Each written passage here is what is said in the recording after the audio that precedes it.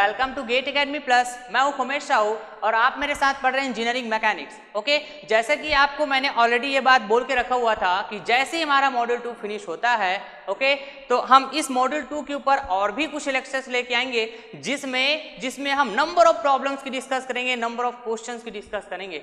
Okay, तो अब वो टाइम आ गया डियर, राइट। यहाँ पास हम नंबर ऑफ वैरायटी के नंबर ऑफ है ना क्वेश्चंस जो है, प्रॉब्लम्स जो है डिस्कस करने वाले हैं, right, on the every topic और I can say on the every concept. Okay, तो चलिए बात करते हैं क्वेश्चन नंबर 1। ओके, क्या कहते हैं question number 1, right. The magnitude of vectors P, Q and R, okay, are 100 kilonewton, 250 kilonewton and 150 kilonewton respectively as shown in the figure। Okay, यहाँ पास एक फिगर दे के रखा हुआ है जिसमें 3 वेक्टर्स की बात की हुई है, right. Vector number P, vector Q and vector R, right. इसका जो यूनिट है देखेंगे डियर, आपको किसमें दिया हुआ है ना, किलो न्यूटन में दिया हुआ है। और किलो न्यूटन में दिया हुआ है मतलब ये जो वेक्टर है, राइट, किसके बारे में इंफॉर्मेशन दे रही है आपको, फोर्स के बारे में इंफॉर्मेशन दे रही है क्या, राइट। मतलब ये जो P, Q, R 3 वेक्टर्स है डियर, यहाँ पास क्या है, 3 फोर्सेस है। क्या है, 3 फोर्सेस है, राइट। जहां पास इनके मैग्नीट्यूड देखे रखा हुआ है 100 kilo Newton, 250 kilo newton and 150 kilo Newton respectively. Okay, और इस फिगर में, इस क्वेश्चन में फिगर भी देके रखा हुआ है। P जो है, राइट, इस हॉरिजॉन्टल एक्सिस एक्स एक्सिस के साथ 60 डिग्री का एंगल बना रहे हैं और P और Q दोनों फोर्सेस की जो लाइन ऑफ एक्शन है, या फिर मैं बोलूं वेक्टर P और Q का जो लाइन ऑफ एक्शन है आपस में 45 डिग्री का एंगल बना रहे हैं। और जो ये जो Q फोर्स का जो लाइन ऑफ एक्शन है और R फोर्स का लाइन ऑफ एक्शन, दोनों आपस में कितना डिग्री का एंगल बना रहे हैं बताइए। तो ये जो साइन है किसको रिप्रेजेंट करता है ना, किसको रिप्रेजेंट करता है, ये परपेंडिकुलर को रिप्रेजेंट करता है क्या, राइट। मतलब दोनों आपस में कितने एंगल बना रहे हैं, 90 डिग्री का एंगल बना रहे हैं। और आगे रीड करते हैं क्या कहते हैं question. Okay, the respectively values of the magnitude in kilo newton and the direction with respect to the x axis, right, of the resultant vector R. Okay, अब इन तीनों वेक्टर्स का नाम, ये P, Q, R जो 3 vectors आपको दे के रखे हुए हैं, इन तीनों वेक्टर्स का आपको रिजल्टेंट वेक्टर फाइंड आउट करनी है। ओके, और यहाँ पास ये जो वेक्टर है किसको रिप्रेजेंट कर रहे हैं, फोर्स को रिप्रेजेंट कर रहे हैं। मतलब इन फोर्सेस का जो भी मैं रिजल्टेंट फाइंड आउट करूंगा, so that resultant force is nothing but the resultant force. और उस रिजल्टेंट फोर्स का आपको फाइंड आउट करना है सबसे पहला मैग्नीट्यूड, किसमें फाइंड आउट करना है जी, किलो न्यूटन में। और साथ ही साथ आपको क्या फाइंड आउट करने की बात हो रही है, डायरेक्शन, राइट। इसकी फाइंड आउट करने की बात हो रही है डायरेक्शन। डायरेक्शन के लिए एक रेफरेंस एक्सिस की नीड पड़ती है। यदि क्वेश्चन में मेंशन नहीं है तो हम अपने अकॉर्डिंग कोई भी रेफरेंस एक्सिस ले लेते थे, लेकिन डियर यहाँ पास क्वेश्चन में आपको मेंशन है, इसके लिए रेफरेंस एक्सिस आपको दे के रखा हुआ है, that is nothing but x axis. और ये एक्स एक्सिस आपको ऐसा क्वेश्चन में दे के रखा हुआ है जो एक हॉरिजॉन्टल डायरेक्शन में आप जो है देख पा रहे होंगे, राइट। तो इनके मैग्नीट्यूड और डायरेक्शन जो आप फाइंड आउट करने जाएंगे, ओके, उनके लिए आपको ऑप्शंस भी दे के रखे हुए हैं, राइट, 4 ऑप्शंस है। ओके, तो ये जो है आपने को फाइंड आउट करनी है मैग्नीट्यूड और डायरेक्शन। और ये जो क्वेश्चन है डियर, ये जो क्वेश्चन है ये सिविल इंजीनियरिंग ब्रांच में पूछा हुआ क्वेश्चन है, गेट में फ्रेम हुआ क्वेश्चन है 2016 में, करेक्ट। तो चलिए यहाँ पास अब इस रिजल्टेंट वेक्टर का मैग्नीट्यूड और डायरेक्शन फाइंड आउट करने के लिए हम अपने मेथड्स की बात करते हैं कि हमारे पास क्या क्या मेथड्स है।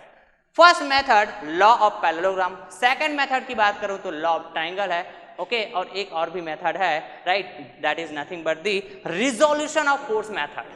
ओके, तो यहां पास यदि मैं बात करूं कि रिजल्टेंट फोर्स जो आपको फाइंड आउट करनी है, फिर रिजल्टेंट वेक्टर फाइंड आउट करनी है, राइट, तो वहां यहां देखेंगे कितने फोर्सेस है जिसको आपको रिजल्टेंट वेक्टर फाइंड आउट करनी है। तो यहां पास 3 फोर्सेस है, P, Q, R, करेक्ट बात है। अब यहां पास आप देखेंगे 3 फोर्सेस है, मतलब मोर देन 2 फोर्सेस है। और मोर देन 2 फोर्सेस की केस में मैं लॉ ऑफ पैरेललोग्राम या फिर लॉ ऑफ ट्रायंगल यूज कर पाऊंगा क्या, नो। क्यों नहीं कर पाऊंगा, क्योंकि उसका कंडीशन ही होता है कि आप लॉ ऑफ पैरेललोग्राम और लॉ ऑफ ट्रायंगल का यूज सिर्फ और सिर्फ 2 कंकरेंट फोर्सेस का रिजल्टेंट फाइंड आउट करने के लिए यूज कर सकते हैं। लेकिन यहां पास डियर आपके पास जो फोर्सेस दिया हुआ है वो मोर देन 2 है, मतलब 3 फोर्सेस यहाँ पास, तीनों कंकरेंट तो है ही, लेकिन ये जो है मोर देन 2 है, 2 से ज्यादा है। तो ऐसे कंडीशन के लिए मेरे पास एक ही मेथड है dear, that is nothing but the method of force resolution. Correct बात है। तो चलिए हम मेथड ऑफ फोर्स रिजोल्यूशन से चलते हैं और उनके लिए कुछ स्टेप्स फॉलो करना पड़ता है, इसके बारे में हम ऑलरेडी डिस्कस किए हुए हैं, राइट। इसका जो भी कंसेप्ट है फोर्स रिजोल्यूशन मेथड का हमने पूरा डिस्कस किया और कुछ प्रॉब्लम्स भी डिस्कस किए हुए हैं। ओके, तो चलिए सबसे पहला जो स्टेप होता है, ओके, कि इन फोर्सेस को जो क्वाड्रेंट में लाई कर रहे होते हैं उनको रिजोल्व करना।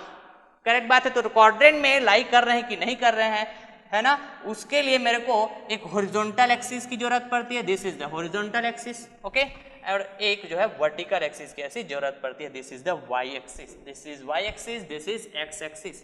करेक्ट बात है। This is positive y axis, this is negative Y axis, this is negative x axis, this is positive x axis.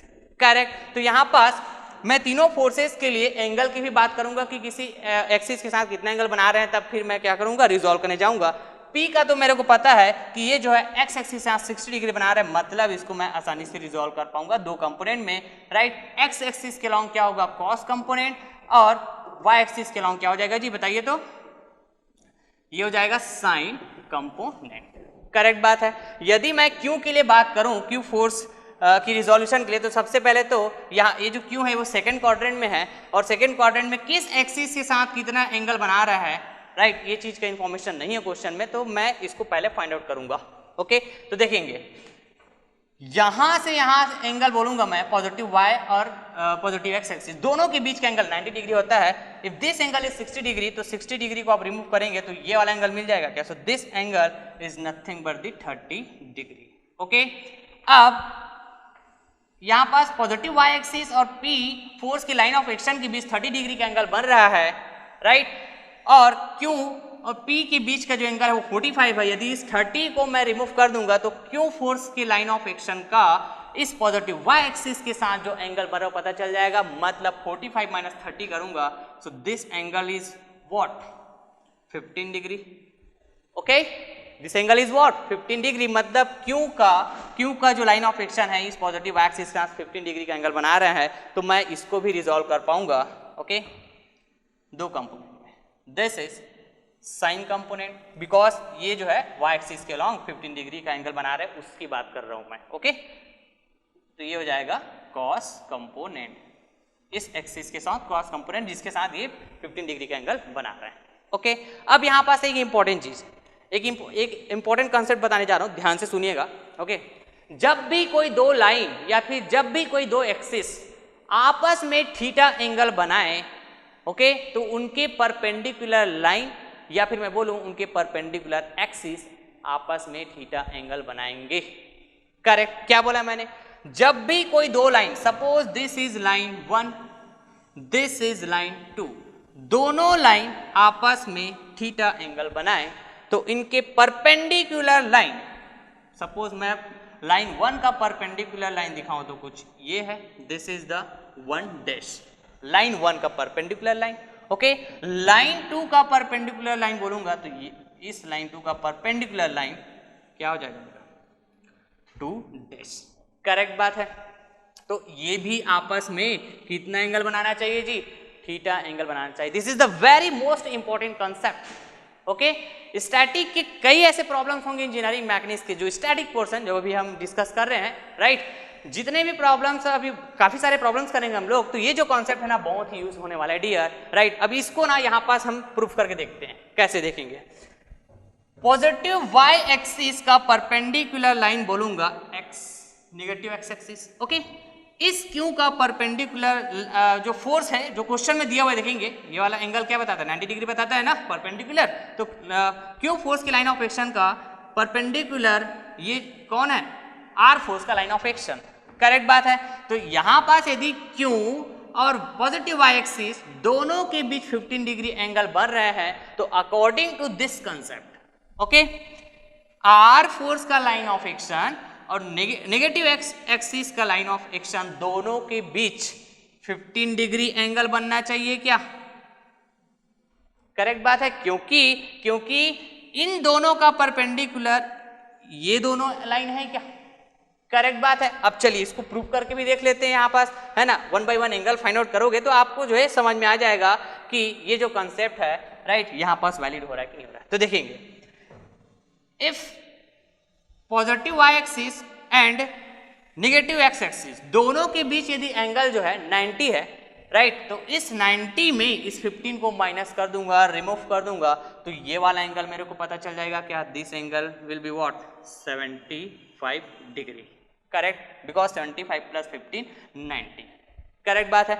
अब यहाँ पास क्वेश्चन में आपको Q और R दोनों के बीच का जो एंगल है वो 90 दिया हुआ था, कितना दिया हुआ था जी, 90 दिया हुआ था, इस 75 को रिमूव कर दूंगा तो ये वाला एंगल मिल जाएगा क्या, and that will be equal to 15 degree. तो क्या ये जो कंसेप्ट अभी बताया ये यहाँ पास वैलिड हो रहा है कि नहीं हो रहा है, वेरीफाई हो रहा है कि नहीं हो रहा है। तो हमेशा डियर आपको याद रखना है कि जब भी कोई दो लाइन या फिर जब भी कोई दो एक्सिस आपस में है ना थीटा एंगल बनाए तो उनके परपेंडिकुलर लाइंस भी या फिर मैं बोलूं उनके परपेंडिकुलर एक्सिस भी आपस में थीटा एंगल बनाएंगे, करेक्ट बात है।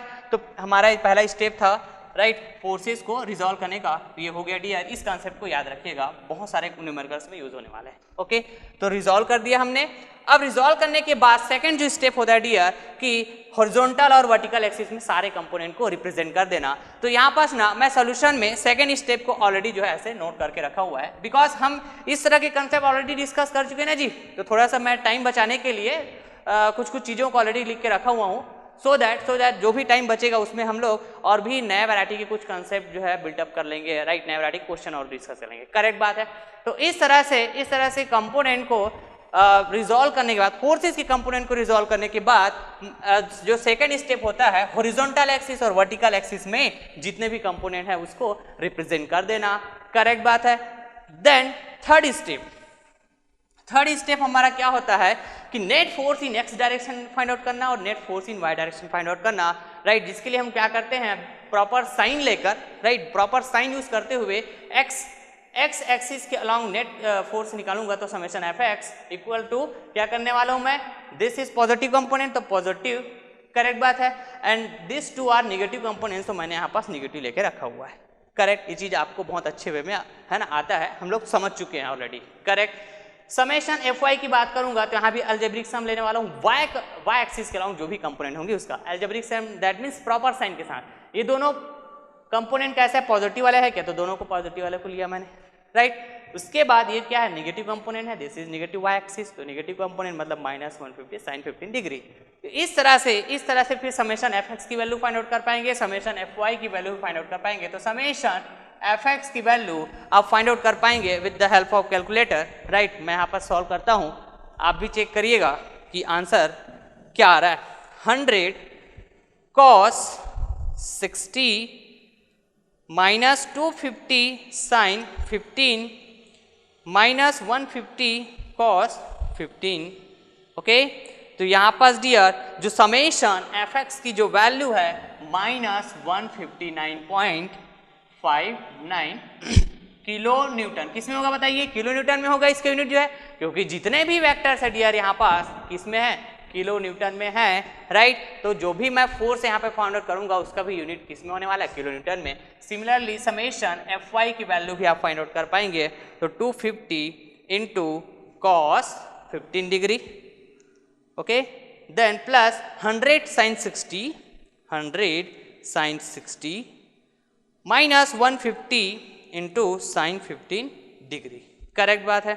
तो यहाँ पास डियर आपको समेशन एफ वाई की जो वैल्यू मिल रही है that is 289.26 kilo newton, correct. तो समेशन एफ एक्स और समेशन एफ वाई की जब वैल्यू मिल जाती है तो हम यहाँ पास रिजल्टेंट बता पाते हैं, रिजल्टेंट का magnitude, right, by using this formula summation F X का whole square, okay, then summation F Y का होल स्क्वायर, करेक्ट।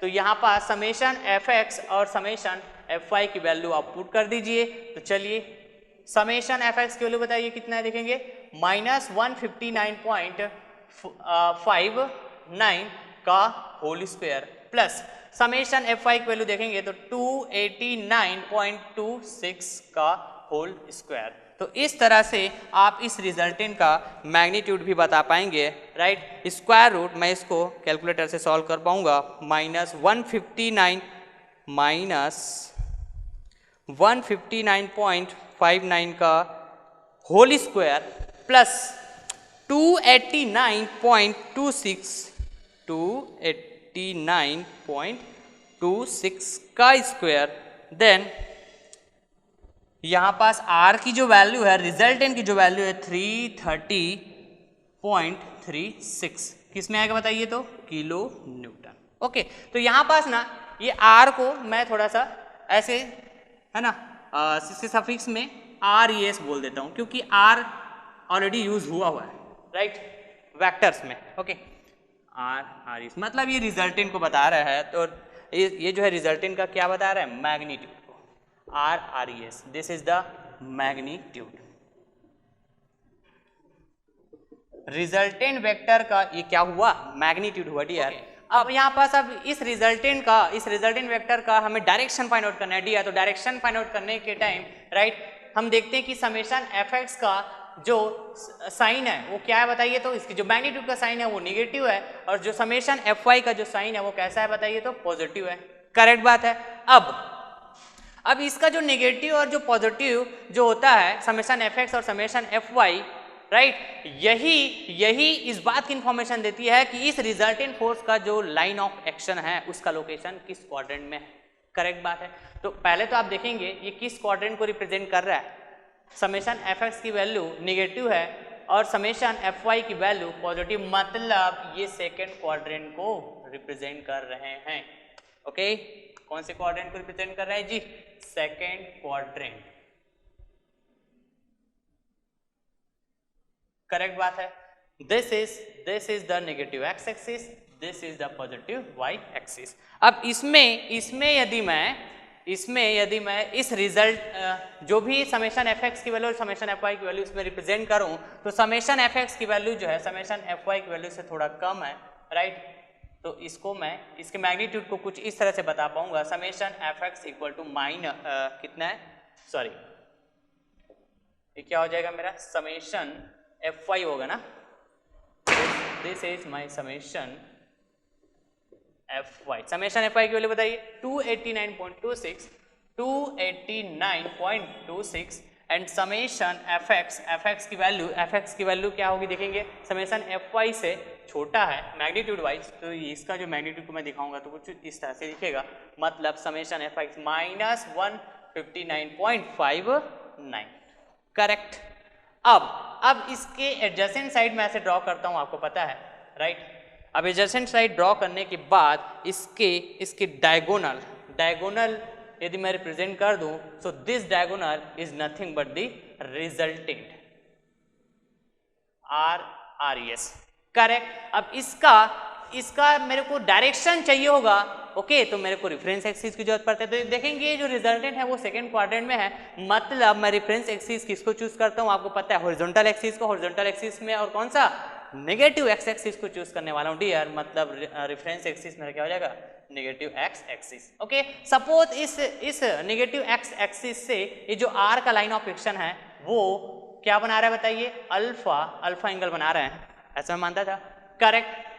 अब यहाँ पास आप देखेंगे इस रेफरेंस एक्सिस के रेस्पेक्ट में r का लाइन ऑफ एक्शन यदि मैं है ना उसके लाइन ऑफ एक्शन को देखना चाहूं तो कैसा मूवमेंट करना होगा, मेरे को क्लॉकवाइज मूवमेंट करना होगा क्या। अब जब भी मैं क्लॉकवाइज मूवमेंट करता हूं डायरेक्शन फाइंड आउट करने के लिए, तो आपको पता है डियर क्लॉकवाइज मूवमेंट की कंडीशन में हमेशा नेगेटिव आने वाला है जो भी एंगल में फाइंड आउट करने वाला हूं। तो यहाँ पे आप चेक भी कर पाएंगे, देखेंगे अल्फा की वैल्यू कैसे फाइंड आउट करते थे, टेन इनवर्स क्या होता था बताइए, summation fy by summation fx।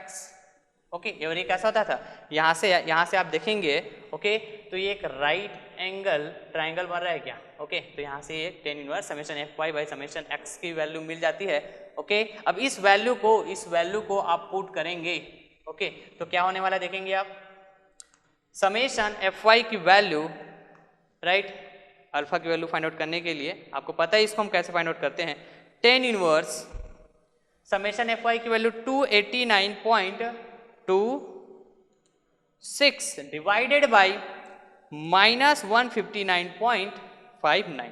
Correct बात है। तो यहाँ पास आपकी जो वैल्यू आ रही है अल्फा की वैल्यू देखेंगे माइनस 61.1136 डिग्री। करेक्ट।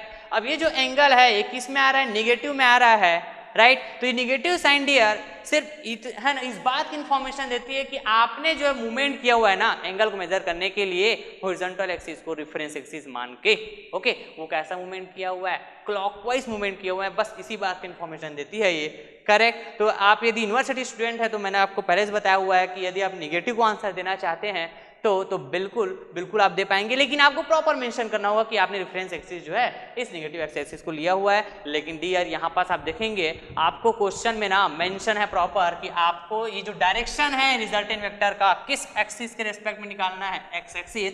और ये एक्स एक्सिस कौन सा वाला देखेंगे इस क्वेश्चन में दिया हुआ ये पॉजिटिव एक्स एक्सिस है क्या, करेक्ट बात है। लेकिन मैंने यहाँ पर जो अल्फा की वैल्यू निकाली हुई है मैंने नेगेटिव एक्स एक्सिस को रेफरेंस एक्सिस मान के निकाला हुआ है। तो अब क्या करूंगा मैं जो है पॉजिटिव एक्स एक्सिस को रेफरेंस एक्सिस मानकर this is a positive x axis, इसको रेफरेंस एक्सिस मानकर है ना इस रिजल्टेंट का डायरेक्शन फाइंड आउट करूंगा। तो देखेंगे यहाँ पास मैं मूवमेंट कैसे करने वाला हूं, देखिए this is my reference axis, this is the location of line of action of resultant force RES, correct.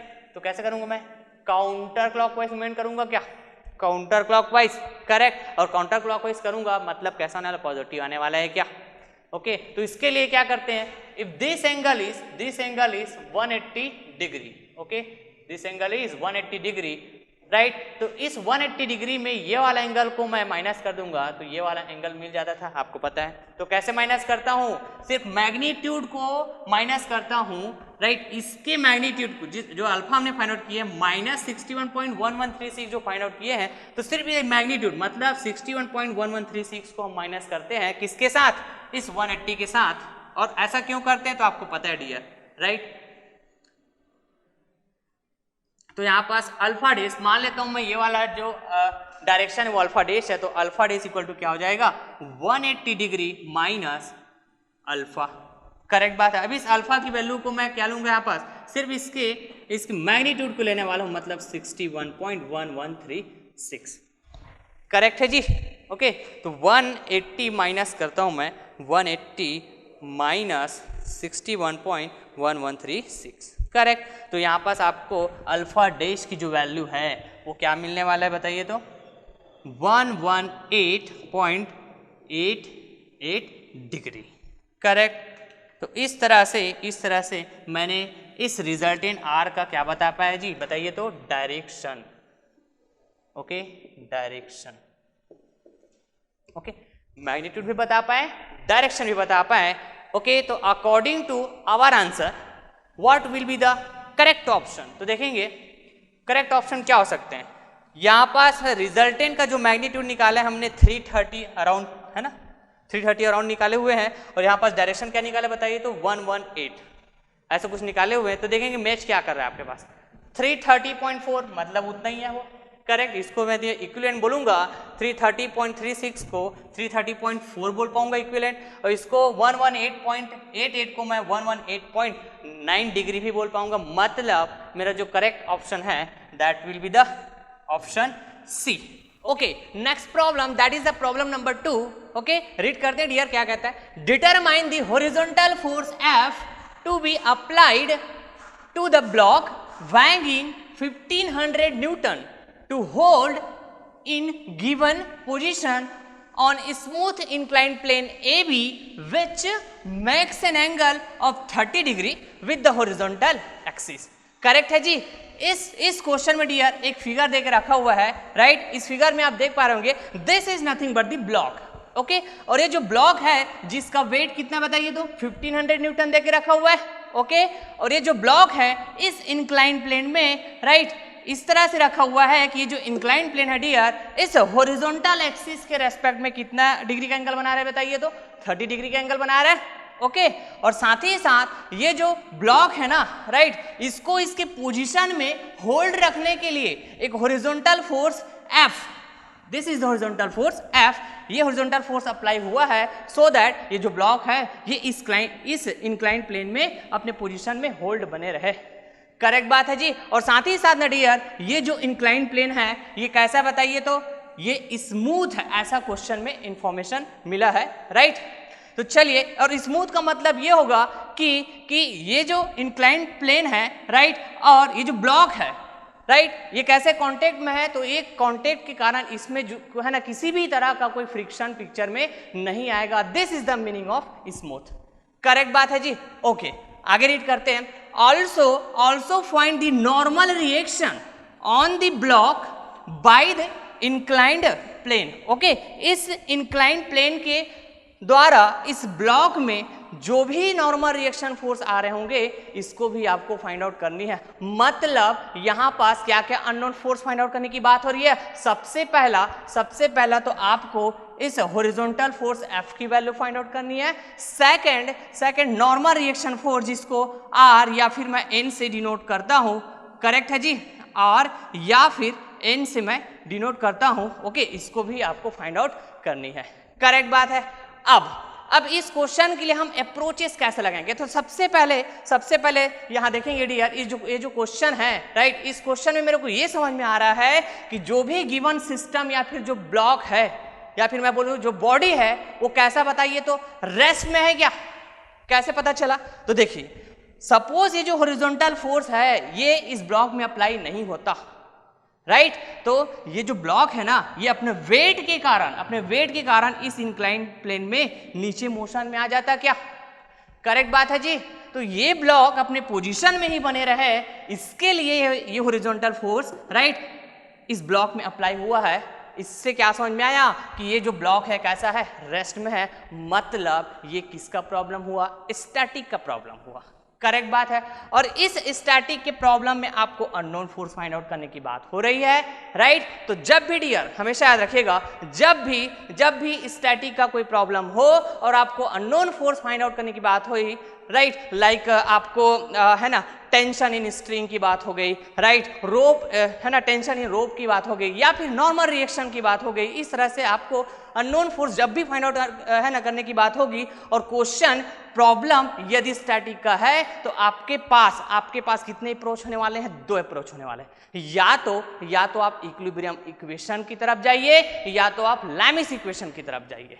Correct बात है जी। और इक्विलिब्रियम इक्वेशन और लैमिस इक्वेशन दोनों को अप्लाई करने से पहले जो कंडीशन है वो सेटिस्फाइड होना चाहिए। और वेरी मोस्ट कंडीशन ये होगा डियर कि गिवन बॉडी या फिर जो गिवन सिस्टम है उसको किसमें है ना होना पड़ेगा, इक्विलिब्रियम में होना पड़ेगा, तभी आप इक्विलिब्रियम इक्वेशंस की बात कर पाएंगे या फिर आप लैमिस इक्वेशन की बात कर पाएंगे। तो यहाँ इस क्वेश्चन से मेरे को ये भी समझ में आ रहा है डियर कि ये जो गिवन ब्लॉक है, ये जो बॉडी है, ये कैसा, बताइए तो इक्विलिब्रियम में है क्या, राइट, क्योंकि ये जो ब्लॉक है कहीं नहीं जा रहा है ना, राइट, मोशन में नहीं आ रहा है ये ब्लॉक जो है, किसके कारण, इस हॉरिजॉन्टल फोर्स F के कारण।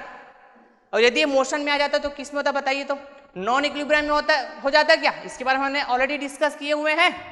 करेक्ट बात है। मतलब ये स्टैटिक के भी प्रॉब्लम है, करेक्ट बात है, और साथ ही साथ ये जो गिवन बॉडी है या गिवन सिस्टम है ये कैसा है, इक्विलिब्रियम में ही है। तो मैं यहाँ पास इक्विलिब्रियम इक्वेशन अप्लाई कर पाऊंगा और या फिर मैं बोल सकता हूँ लैमिस इक्वेशन भी अप्लाई कर पाऊंगा। तो देखते हैं हम लोग, राइट, कि है ना इक्विलिब्रियम इक्वेशन अप्लाई करके सॉल्व कर पाएंगे इस क्वेश्चन को कि लैमिस इक्वेशन अप्लाई करके सॉल्व कर पाएंगे या दोनों इक्वेशन अप्लाई करके सॉल्व कर पाएंगे, इसके बारे में हम डिस्कस करते हैं। करेक्ट है जी। तो सबसे पहला हमारा जो काम होगा गिवन सिस्टम का या फिर गिवन बॉडी का, हम क्या ड्रॉ करेंगे, फ्री बॉडी डायग्राम ड्रॉ करेंगे, और वो भी कैसा, करेक्ट FBD, करेक्ट है, correct free body diagram draw करने वाले हैं, राइट। हमने नंबर ऑफ केसेस की बात किए हुए हैं जब फ्री बॉडी डायग्राम मैंने आपको पढ़ाया हुआ था, करेक्ट। तो ये कौन सा केस वाला है, बताइए तो, ब्लॉक वाला केस है क्या, राइट। तो ये ब्लॉक वाला केस के लिए भी मैंने आपसे ऑलरेडी है ना इसके बारे में डिस्कशन किया हुआ है। करेक्ट बात है जी। तो यदि मैं इसका फ्री बॉडी डायग्राम बनाने जाऊंगा तो ये जो normal reaction force find out करने की बात हुई है डियर, राइट, ये तभी खुल के पिक्चर में आएगी, राइट, जब मैं इसका करेक्ट FBD ड्रॉ करूंगा इस ब्लॉक का। करेक्ट बात है जी। तो देखेंगे ये जो नॉर्मल रिएक्शन आएंगे इस इंक्लाइंड प्लेन के द्वारा इस ब्लॉक में, तो नॉर्मल रिएक्शन का है ना, नॉर्मल रिएक्शन जो फोर्स होता है उसका नेचर हमेशा कैसा होने वाला है, बताइए तो, always perpendicular to the surface, always perpendicular to the surface, right. और यहाँ पास जो सरफेस है वो कैसा, बताइए तो, इंक्लाइंड सरफेस है। मतलब यहाँ पास इस इंक्लाइंड सरफेस की परपेंडिकुलर में आने वाले हैं क्या जो नॉर्मल रिएक्शन है।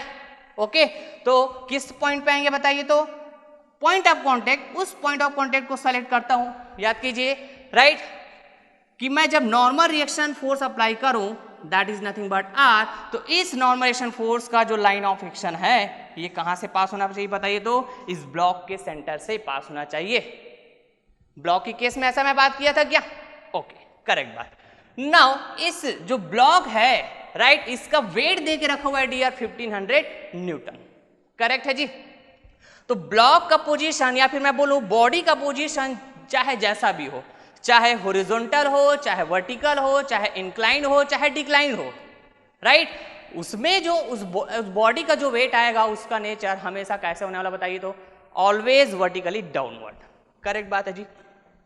तो यहां पास इस ब्लॉक का जो वेट है ये कैसा आएगा बताइए डियर? Vertically downward. कितना दिया बताइए? 1500 न्यूटन, करेक्ट बात है जी। तो यहां यदि मैं इस ब्लॉक का जब मैं करेक्ट एफबीडी ऐसे अलग से दिखाऊंगा डियर, राइट, जब मैं सॉल्यूशन में जाऊंगा, राइट, सॉल्यूशन, राइट, तो ये क्या हो जाएगा? मेरा एफबीडी हो जाएगा कुछ इस तरह से, करेक्ट बात है जी। जितने भी एक्टिव फोर्स रिएक्टिव फोर्स होंगे उसको मैं इस बॉडी में भी रिप्रेजेंट कर देता हूं, इस बॉडी को सेपरेट करके। कैसा सेपरेट करके? जो भी सपोर्ट्स होंगे, जो भी सरफेसेस होंगे, उसको इस बॉडी से सेपरेट करने के बाद इस बॉडी में जो भी एक्टिव रिएक्टिव फोर्स आएंगे यदि मैं उसको रिप्रेजेंट कर देता हूं तो मैं है ना करेक्ट एफबीडी ड्रॉ कर पाऊंगा उस ब्लॉक का, लाइक दिस, इस तरह से आप जैसे आप देख पा रहे होंगे, करेक्ट बात है जी। तो इसमें क्या क्या है बताइए? तो नॉर्मल रिएक्शन फोर्स आर आया और हॉरिजॉन्टल फोर्स आपको गिवन था और इस बॉडी का वेट 1500 भी ऐसा गिवन था, करेक्ट बात है जी। नाउ सेकंड काम मेरा ये होगा कि जो भी फोर्सेस पिक्चर में आया हुआ है इस फ्री बॉडी डायग्राम में इस ब्लॉक के, करेक्ट, उन फोर्सेस का मैं लोकेशन फाइंड आउट करता हूं, पोजीशन फाइंड आउट करता हूं कि वो किसी एक्सिस में लाई कर रहे हैं कि वो किसी एक्सिस के साथ है ना कुछ एंगल बनाते हुए लाई कर रहे हैं, करेक्ट बात है। तो यहां पास एफ जो है क्या था बताइए? तो हॉरिजॉन्टल फोर्स था क्या? देखेंगे हॉरिजॉन्टल फोर्स था, मतलब ये हॉरिजॉन्टल एक्सिस में ही ऐसा लाई करने वाला। This is nothing but the horizontal axis and this is the vertical axis, correct है। तो इस ब्लॉक का जो वेट है डियर, इस ब्लॉक का जो वेट है वर्टिकली डाउनवर्ड लगने वाला, मतलब ये वर्टिकली है ना, वर्टिकल जो एक्सिस होता है that is nothing but why axis, right, इसी एक्सिस में ही लाई करेंगे, करेक्ट। अब यहां जो नॉर्मल रिएक्शन फोर्स आया हुआ है पिक्चर में, ओके, इसका यदि मैं लोकेशन फाइंड आउट करने जाऊंगा तो जस्ट लास्ट क्वेश्चन में मैंने बताया हुआ था डियर, याद कीजिए, ओके, जब भी कोई दो लाइन या फिर जब भी कोई दो एक्सिस आपस में थीटा एंगल बनाए, राइट, तो उनके परपेंडिकुलर लाइंस या फिर मैं बोलूं उनके परपेंडिकुलर एक्सिस भी आपस में थीटा एंगल बनाएंगे, करेक्ट बात है जी। तो देखेंगे this is the horizontal axis या फिर इसी को मैं बोल दूं this is the horizontal line, this is nothing but the horizontal line, correct है। और ये जो इंक्लाइन प्लेन है इसको यदि मैं एक लाइन की तरह कंसीडर करूं तो this is the incline line, right. ये जो हॉरिजॉन्टल लाइन है और ये जो इंक्लाइन लाइन है दोनों के बीच का एंगल कितना बताइए? तो 30 डिग्री है क्या? तो इनके परपेंडिकुलर लाइंस की यदि मैं बात करूं तो इस इंक्लाइंड लाइन का परपेंडिकुलर लाइन ये वाला होगा क्या, जिस लाइन के अलोंग ये आर फोर्स का लाइन ऑफ एक्शन एक्ट कर रहे हैं, करेक्ट बात।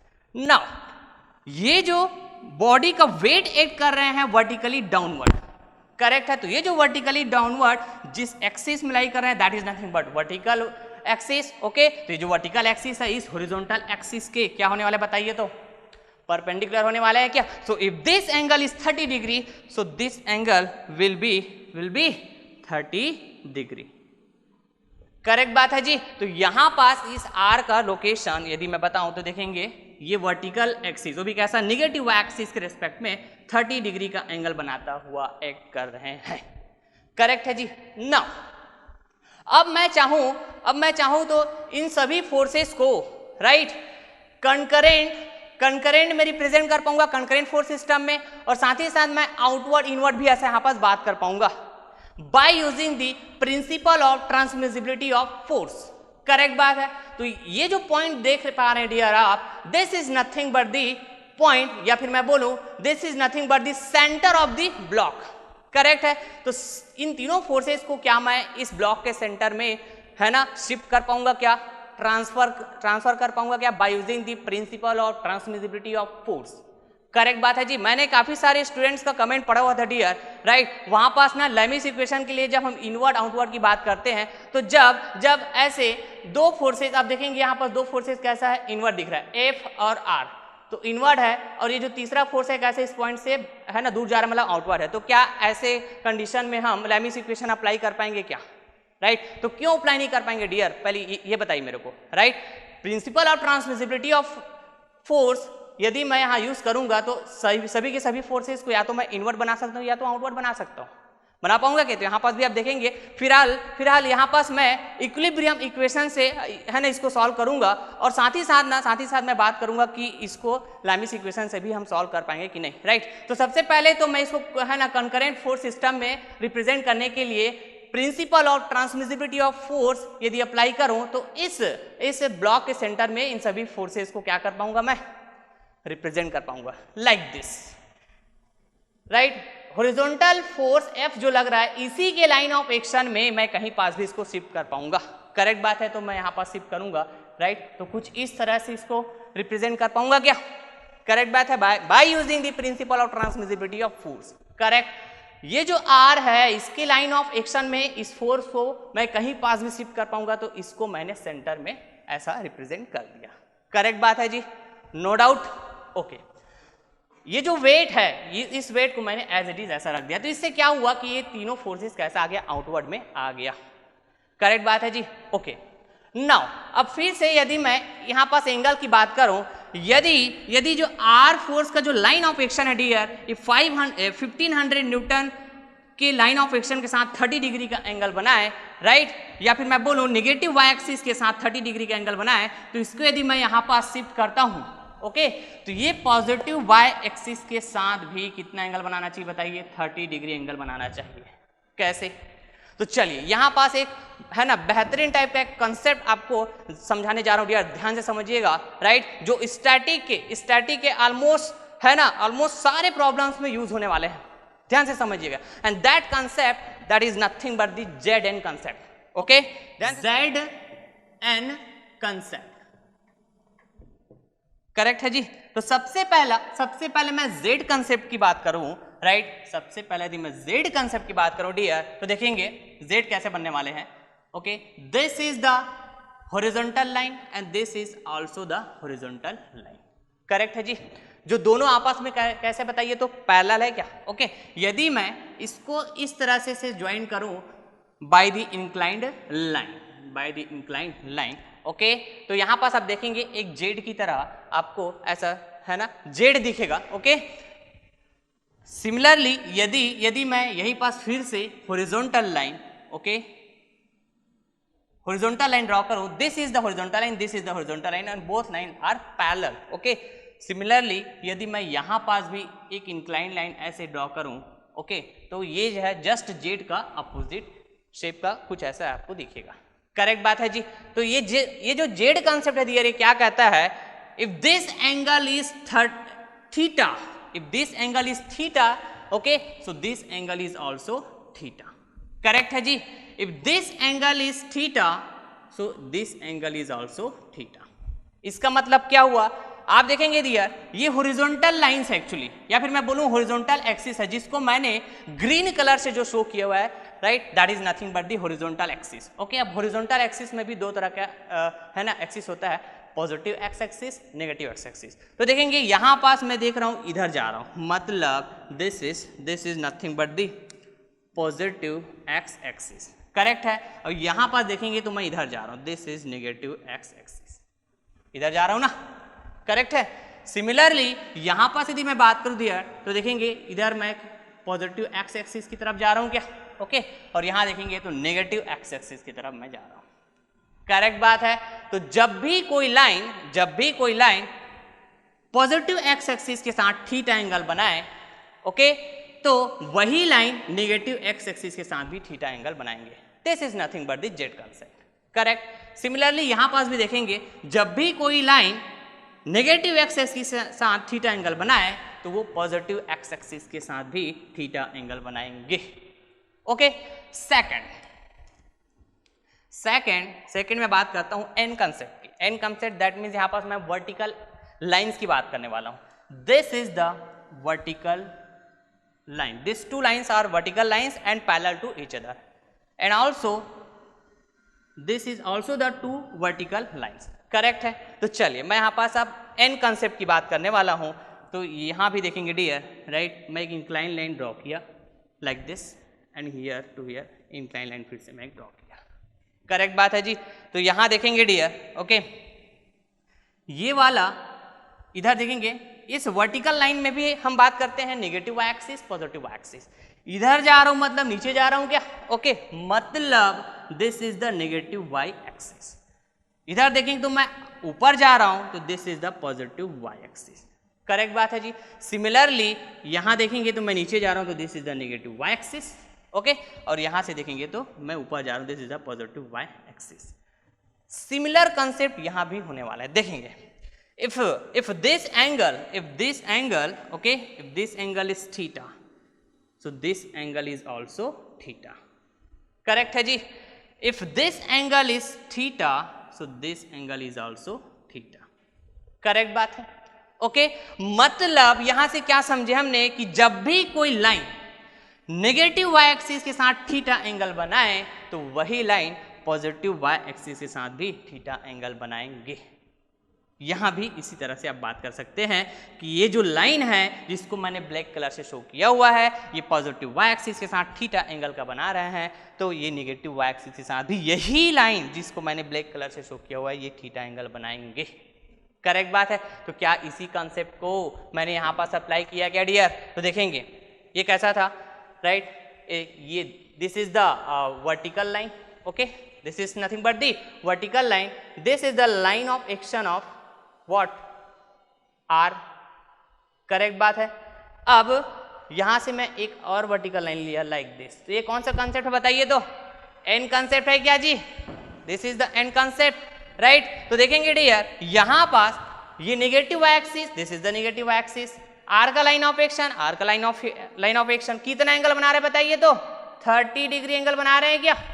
ओके, तो इस आर को मैंने इसी के लाइन ऑफ एक्शन में यहां पर ट्रांसफर किया, तो पॉजिटिव वाई एक्सिस है ये, राइट। तो ये भी क्या, पॉजिटिव वाई एक्सिस, और ये क्या था, नेगेटिव वाई एक्सिस। तो पॉजिटिव वाई एक्सिस के साथ भी इसको कितना बनाना चाहिए बताइए? 30 डिग्री एंगल बनाना चाहिए कि इस आर के लाइन ऑफ एक्शन को। ओके, तो यहां पास इसी है ना, इसी कॉन्सेप्ट की तो बात किया मैंने जी।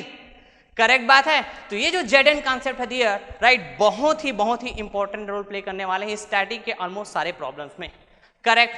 तो नाउ हमारा नेक्स्ट स्टेप होगा कि हम इक्विलिब्रियम इक्वेशन की बात करें या फिर लैमिस इक्वेशन की बात करें। ओके, तो देखेंगे डियर यहाँ पास कोप्लेनर है, कंकरेंट है, नॉन कोलिनियर भी है और इक्विलिब्रियम की भी बात हुई है यहाँ पास, तो मैं लैमिस थ्योरम को अप्लाई तो कर ही पाऊंगा।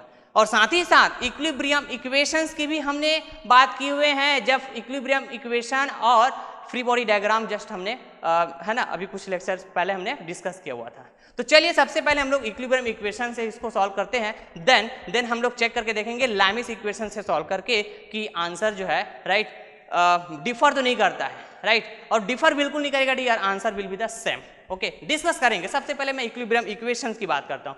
तो देखेंगे ये जो फोर्स सिस्टम है कैसा बताइए? तो कोप्लेनर है और कंकरेंट भी है क्या?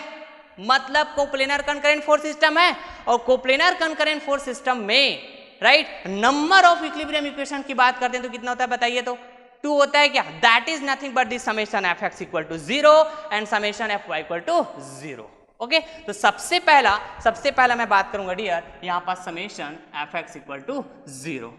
करेक्ट। और समेशन एफ एक्स क्या होता है आपको पता है dear, right, net force in x direction. तो इसके लिए मैं क्या है ना, मेरे को क्या करना पड़ता है बताइए? तो रिजॉल्व करना पड़ता है जो फोर्सेस क्वाड्रेंट में लाई कर रहे होते हैं उसको। ओके, तो यहां पास देखेंगे इस आर का कॉस कंपोनेंट इस पॉजिटिव वाई एक्सिस के लॉन्ग जाएगा, इस आर का साइन कंपोनेंट इस नेगेटिव एक्स एक्सिस के लॉन्ग जाएगा। ओके, तो समेशन एफ एक्स की मैं बात करूं तो देखेंगे क्या क्या कंपोनेंट आने वाले हैं। ये एफ आने वाला है, that is nothing but plus F, okay, minus R का sine component, R sine 30 degree. Correct बात है जी, इक्वल टू 0। ओके, देन यहां पर आप देखेंगे dear, okay, F equal to क्या हो जाएगा मेरे? देखेंगे ये माइनस आर साइन थीटा, इधर माइनस आर साइन 30 डिग्री, इधर मैं ट्रांसपोज करूंगा तो प्लस में हो जाएगा। साइन 30 की वैल्यू 1/2, दैट मीन्स r/2 हो जाएगा क्या ये?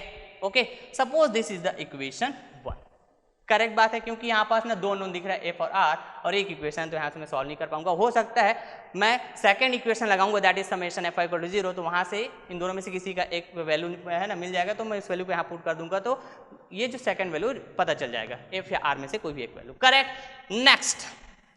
नेक्स्ट यदि मैं बात करूँ dear, summation F y equal to 0, this is the second equilibrium equation. Okay, तो वाई डायरेक्शन में देखेंगे क्या क्या है बताइए, तो आर का कॉस कंपोनेंट आने वाला है, that is nothing but plus R cos 30 degree. Okay, then यहाँ पास देखेंगे ये वेट आ रहा है, दैट इज माइनस में होगा, minus 1500 equal to 0, then R equal to D R मैं फाइंड आउट कर पाऊंगा, इस माइनस 1500 को इधर लाऊंगा तो क्या हो जाएगा बताइए, तो प्लस 1500 होगा, देन कॉस 30 को मैं इधर ट्रांसपोज करूंगा, that will B right cos 30 क्या हो जाएगा बताइए, यहाँ पास डिवाइड हो जाएगा।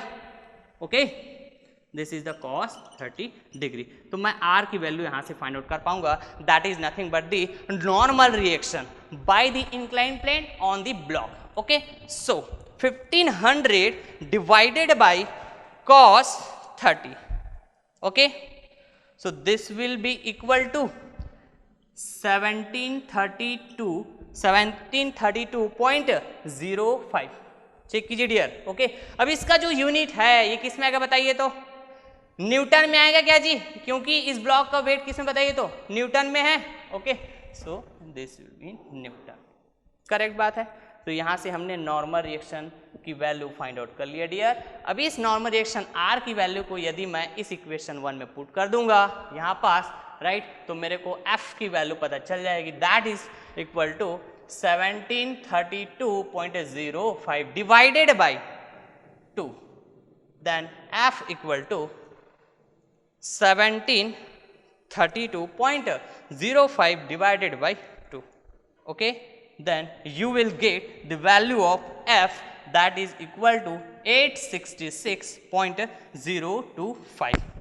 करेक्ट है जी, मतलब राइट आप जो है यदि 866.025 न्यूटन का फोर्स, और वो भी कैसा फोर्स, हॉरिजॉन्टल फोर्स, इस ब्लॉक में यदि आप अप्लाई करते हैं तो ये जो ब्लॉक है ना अपने पोजीशन में होल्ड बना रहेगा, मतलब अपने पोजीशन में ही बना रहेगा यदि आप इस हॉरिजॉन्टल फोर्स को अप्लाई कर देते हैं, and that is equal to 866.025 newton. Correct है जी। ओके, अब चलिए इसी प्रॉब्लम को मैं सॉल्व करने जाऊंगा by using the Lami's equation. Okay, तो देखते हैं उसको हम कैसे सॉल्व कर पाएंगे। ओके, और यहाँ पास बहुत सारे स्टूडेंट्स जो कमेंट्स आ रहे थे कि सर हम इनवर्ड और आउटवर्ड तो बात करते हैं, दैट इज फाइन, बट यदि क्वेश्चन में 2 इनवर्ड है और 1 आउटवर्ड है तो क्या हम अप्लाई कर पाते कि नहीं, तो देखेंगे यहाँ से आपके डाउट जो है क्लियर हो जाएंगे। ओके, नाउ अब इसी प्रॉब्लम को डियर राइट जिसमें आपको हॉरिजॉन्टल फोर्स फाइंड आउट करने की बात हुई है और साथ ही साथ नॉर्मल रिएक्शन फोर्स। ओके, तो इसको फाइंड आउट करने जब जाएंगे तो हम लैमिस इक्वेशन का भी यूज करके सॉल्व कर पाएंगे, और यहाँ पास इनवर्ड और आउटवर्ड की बात करने वाले हैं राइट। ध्यान से सुनिएगा स्टूडेंट्स। ओके, जो आपने कमेंट्स किए हुए थे कि हम इनवर्ड और आउटवर्ड में किस तरह से लेंगे और कैसे उसको हम कन्वर्ट कर पाएंगे इनवर्ड में और आउटवर्ड में राइट, यहाँ से सारी चीजें आपको क्लियर होगी। करेक्ट है, तो मैंने डियर यहाँ पास आउटवर्ड के लिए ऑलरेडी बात करके रखा हुआ है, किया था जस्ट अभी मैं जब इक्विलिब्रियम इक्वेशन यूज करके इस प्रॉब्लम को सॉल्व करने गया राइट, तो सबसे पहला काम एफबीडी था मेरा, एफबीडी बनाने के बाद इसको मैंने आउटवर्ड में ले लिया, तो ये तो आपको समझ में आया होगा। और ये किस तरह से मैंने इसको लिया था, by using the principle of है ना ट्रांसमिसिबिलिटी ऑफ फोर्स अप्लाई करके इन फोर्सेस को राइट इस पॉइंट में शिफ्ट किया और आउटवर्ड बात कर लिया, इस पॉइंट से दूर जाता हुआ तीनों फोर्स आपको दिख रहे हैं। करेक्ट बात है जी। ओके, तो यहाँ पास भी जो मेरा पहला अप्रोच होगा एफबीडी ड्रॉ करना, जब मैं लैमिस इक्वेशन सॉल्व करने जाऊंगा इस ब्लॉक का एफबीडी ड्रॉ करूंगा तो कुछ इस तरह से आएंगे राइट। तो आपका क्वेश्चन ये था डियर कि देखेंगे यहाँ पास दो फोर्स कैसा बताइए, दो फोर्स जो है इनवर्ड दिख रहा है इस पॉइंट के रेस्पेक्ट में, ये जो दो फोर्स है एफ फोर्स और आर फोर्स राइट, कैसे जाता हुआ दिख रहा है inward right, towards the point जा रहा है, मतलब इस लेकिन ये जो वेट है, बॉडी का जो वेट है, जो ब्लॉक का वेट है 1500 न्यूटन। ओके, इसका लाइन ऑफ एक्शन देखेंगे तो ये कैसा जा रहा है, आउटवर्ड जा रहा है। ओके, तो मैं by using the principal of transmissibility of force use करके राइट मैं क्या ले लूंगा, सभी को इनवर्ड में कन्वर्ट कर पाऊंगा क्या, जिस तरह से मैंने आउटवर्ड में बात किया। तो चलिए सबसे पहला ये जो फोर्स F है, राइट, पहला काम होगा कि ये जो फोर्स F है इस ब्लॉक के ये वाले पॉइंट में ऐड कर रहे हैं क्या, ओके। इसका जो लाइन ऑफ एक्शन देखेंगे ये हॉरिजॉन्टल एक्सिस में इसका लाइन ऑफ एक्शन है ना ऐड कर रहे हैं, ओके। तो इसी लाइन ऑफ एक्शन के अलॉन्ग इस फोर्स को मैं कहीं पास भी किसी भी पॉइंट में शिफ्ट कर पाऊंगा by using the principal of transmissibility of force. मैं बार बार बोल रहा हूँ डियर इस प्रिंसिपल के, है ना, जो नाम ले रहा हूँ मैं बार बार, क्योंकि ये जो principal of transmissibility of force होता है बहुत ही इंपॉर्टेंट जो प्रिंसिपल होता है डियर, राइट, काफी जगह आप जो है यूज करने वाले हो, करेक्ट है। तो यहाँ पास भी मैं यूज करके, राइट, इसको ट्रांसफर कर पाऊंगा इसी के लाइन ऑफ एक्शन में किसी भी पॉइंट में। तो मैं कहाँ पास शिफ्ट करने जा रहा हूँ, इस पॉइंट पास जो ये ब्लॉक का सेंटर है, करेक्ट बात है जी। तो चलिए this is the horizontal axis, okay. तो मैं कहाँ पर शिफ्ट करने वाला हूँ, इस ये वाले पॉइंट में, ओके। तो this is the force F, correct बात है जी। नाउ सेकंड चीज, ये जो वेट है वर्टिकली डाउनवर्ड डायरेक्शन में एक्ट कर रहा है, ओके। तो मैं इसी वर्टिकल एक्सिस के अलोंग किसी भी पॉइंट में इस वेट को ट्रांसफर कर पाऊंगा। तो मैं चाह रहा हूँ कहाँ पास ट्रांसफर करूँ, यहाँ पास, ओके। तो चलिए देखेंगे यहाँ पास, this is nothing but the 1500 newton, correct है जी। नाउ आर का जो है ना, ये जो आर का लाइन ऑफ एक्शन या फिर मैं बोलूँ ये जो नॉर्मल रिएक्शन फोर्स है ये इस पॉइंट ऑफ कॉन्टेक्ट में ऐड कर रहे थे, कहाँ पास देखेंगे, ये दिस, करेक्ट है। तो मैं इसको चाहूँ तो इसी के लाइन ऑफ एक्शन में कहीं पास भी शिफ्ट कर सकता हूँ, लेकिन मैं क्या चाह रहा हूँ कि यहाँ पास शिफ्ट करूँ, करेक्ट बात है, ओके। तो देखेंगे this is the R, correct है जी। अब देखते हैं, है ना, एंगल्स के बारे में बात करते हैं कि कितना एंगल बना रहे हैं। तो यहाँ पास 30 डिग्री का एंगल बना रहे हैं, इसको हमने ऑलरेडी यहाँ पास फाइंड आउट कर चुके हैं, करेक्ट बात है जी। वर्टिकल नेगेटिव वाई एक्सिस के रिस्पेक्ट में this will become 30 degree, correct बात है जी। नाउ दो परपेंडिकुलर एक्सिस के बीच का एंगल कितना होता है बताइए, तो 90 डिग्री होता है क्या, करेक्ट बात है जी। कितना होता है, 90 डिग्री, ओके। यहां भी कितना होगा बताइए, 90 डिग्री, ओके। यहां कितना होगा बताइए, 90, और 90 प्लस ये कितना होगा। सबसे पहले मैं यदि यहां की बात करूं, यहां से लेके यहां तक की कितना होगा बताइए, तो this will be the 90 degree, correct है जी। और यहां से यहां की एंगल बात करूं तो देखेंगे हियर टू हियर 90 डिग्री, 30 को रिमूव कर दिया तो यहां से यहां बताइए कितना हो जाएगा, यहां से यहां 60 डिग्री, करेक्ट बात है जी। सिमिलरली इधर भी मैं जो भी एंगल्स है फाइंड आउट कर लेता हूं। देखेंगे here to here 90 degree, correct बात है, and here to here 90 degree, correct है जी। Here to here 90 degree and here to here 90 degree, correct है। 90 में 30 को क्या कर दूंगा, माइनस कर दूंगा, तो ये वाला एंगल कितना मिलेगा बताइए, तो 60 डिग्री मिलेगा क्या जी, करेक्ट बात है क्या, ओके।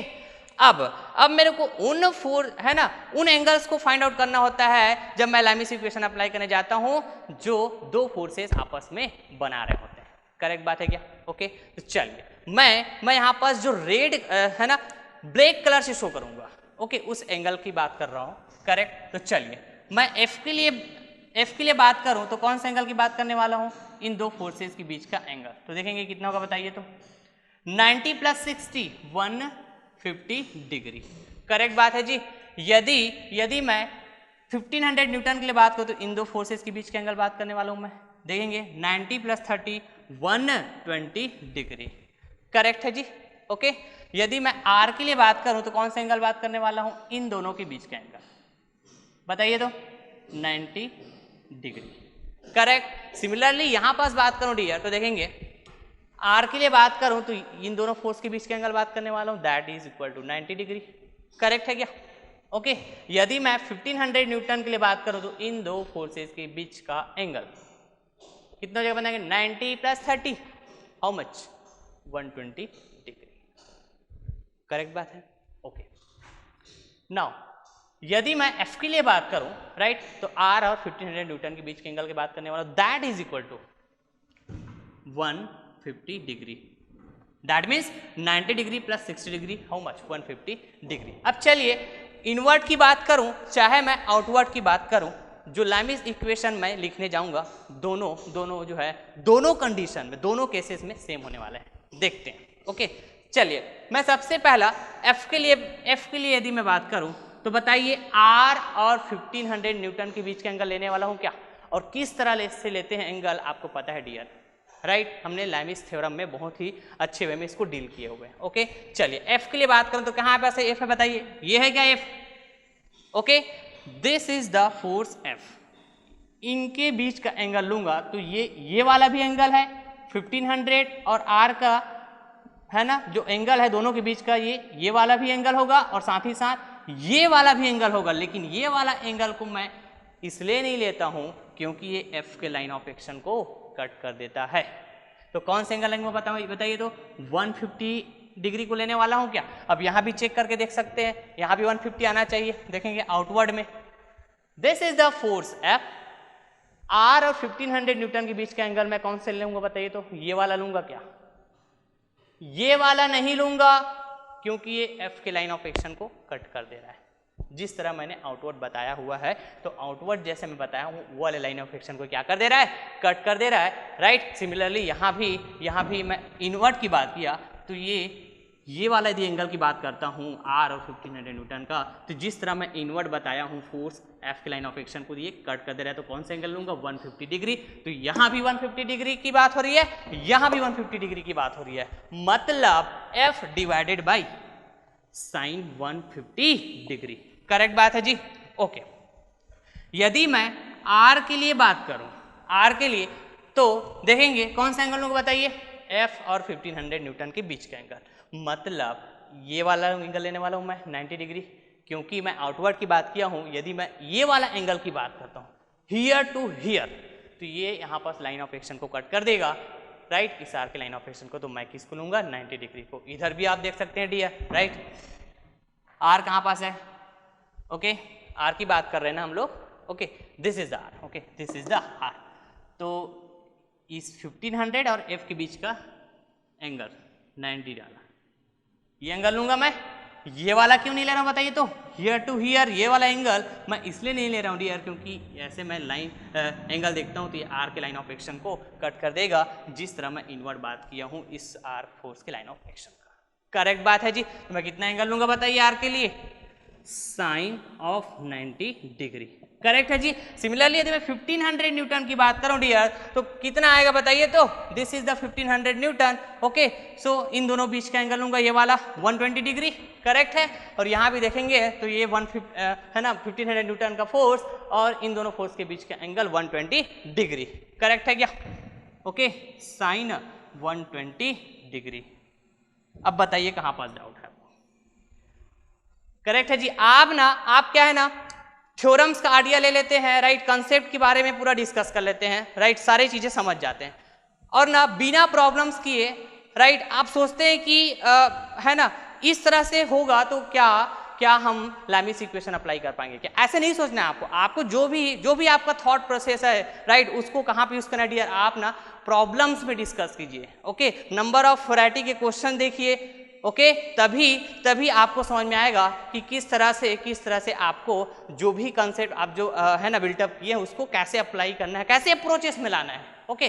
तो यहाँ पास राइट उन स्टूडेंट्स को मैं फिर से है ना बोलना चाहूंगा डियर जो लोग कमेंट्स किए हुए थे कि यदि सर दो फोर्सेस जो है इनवर्ड है एक फोर्सेस आउटवर्ड है तो क्या लैमिस इक्वेशन अप्लाई कर पाएंगे क्या, तो किए क्या बताइए, कैसे उसको कन्वर्ट किया करना है, by using the principal of transmissibility of force, right, इस प्रिंसिपल को यूज करके आप जो है या तो आउटवर्ड में बात कर सकते हैं चाहे इनवर्ड में बात कर सकते हैं, आपका जो लैमिस इक्वेशन है डियर सेम आने वाला है और इससे जो भी हम अननोन फोर्स फाइंड आउट करेंगे चाहे इनवर्ड की बात करें चाहे हम आउटवर्ड की बात करें, राइट, उसकी वैल्यू भी सेम आने वाले हैं, ओके। अब क्या करता हूं बताइए, तो दो टर्म्स लेके दो इक्वेशन बनाऊंगा, तो मैं यहाँ पास आर के लिए बात करूंगा इन दो टर्म्स की और एफ के लिए बात करने वाला हूं इन दो टर्म्स की।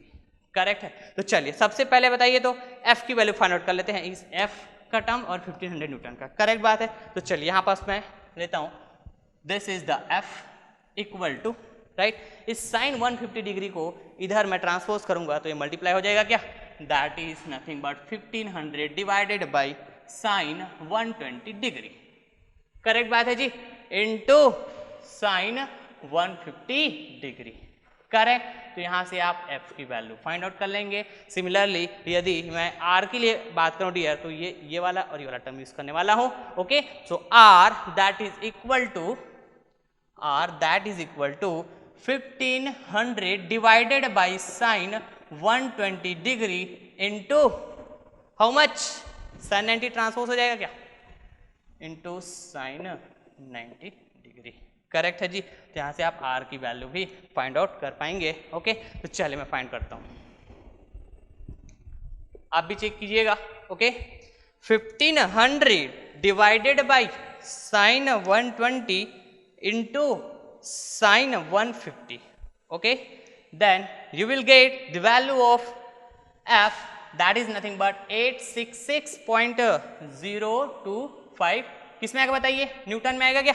Okay, similarly 1500 divided by sine 120, okay, sine 120 into sine 90, and sine 90 how much, 1 होता है क्या जी।